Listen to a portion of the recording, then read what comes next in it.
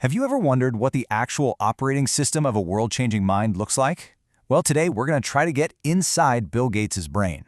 Based on a recent and incredibly open conversation, we're going to explore his vision, his principles, and yeah, even the fears that drive one of the most influential figures of our time.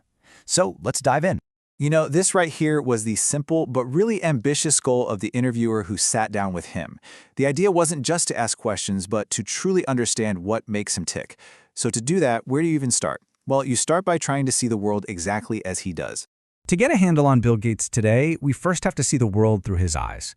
And honestly, there's no better place to start than India, a country he sees not just as a powerhouse, but really as a blueprint for the future. And look, this is not just about call centers or outsourced tech support anymore. That's the old story. Gates sees this fundamental shift. He talks about an explosion of homegrown innovation. Think about advanced AI helping doctors in rural clinics, or new agricultural tech being developed for local farmers, by local farmers. India is transforming from just a source of talent into a source of global solutions. So what's the secret sauce here? What's driving all this? He points to a few key ingredients. You've got the sheer scale of the population, a deep cultural focus on engineering, and of course, these world-class universities. But the real game changer, what he calls the magic combination, is having brilliance in both engineering and management. That's the formula he first saw back in the Microsoft days, and now it's just reaching a whole new level.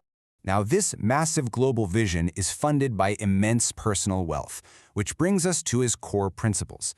Let's dig into one of the most talked about parts of his life, his, let's say, controversial decision about what he's leaving to his kids. It's a question most of us will never have to face on this kind of scale, right? But it gets to the very heart of wealth, family, and purpose. And for Gates, the answer isn't just a simple no, it's a whole philosophical stance. That's it. Get this. Less than 1% of his massive fortune is going to his children. He says he explained this to them from very early on, and he doesn't see it as a punishment at all. In fact, he actually calls it a favor because it gives them the freedom to go out and forge their own path without being stuck in the shadow of his success. And this decision really highlights two completely competing philosophies. On one side, you have that traditional, old-school dynastic model, where it's all about passing down the family fortune. And on the other, you have this new model, which is really common with tech founders, where the goal isn't to hold on to the money, but to aggressively use it to solve the world's biggest problems, like right now, within their lifetime. So, that begs the question, how did he build this incredible fortune that he's now so focused on giving away? Well, it required a totally different mindset. A younger, far more intense, and, in his own words, an almost maniacal version of himself. This quote just says it all, doesn't it? This wasn't about work-life balance. It was about a singular, all-consuming focus on one thing and one thing only: software. He talks about how competitors would say he worked too hard, and his response was basically, "Yep, I do." It was a race, and he was absolutely determined to win. The evolution here is just striking. It's like two different people. The Bill Gates of 25 was fueled by pure adrenaline and stamina. He talks about literally staying in the office for 72 hours straight. Today's Bill Gates has traded that raw energy for wisdom he's picked up along the way. And now he manages these huge, complex global organizations. He even admits his early management skills were pretty terrible, but that maniacal focus, it was just on another level. But what's the thread that connects these two different versions of himself? He points to three things that have been constant. Always be a student. Read voraciously to build this web of knowledge where everything connects. And, maybe most importantly, be brutally honest with yourself about what you really don't understand. That intellectual rigor, that's been there from day one. So, with all that intense intellectual horsepower, where is he pointing his brain today? Well, that brings us to the biggest challenges he believes all of humanity is facing.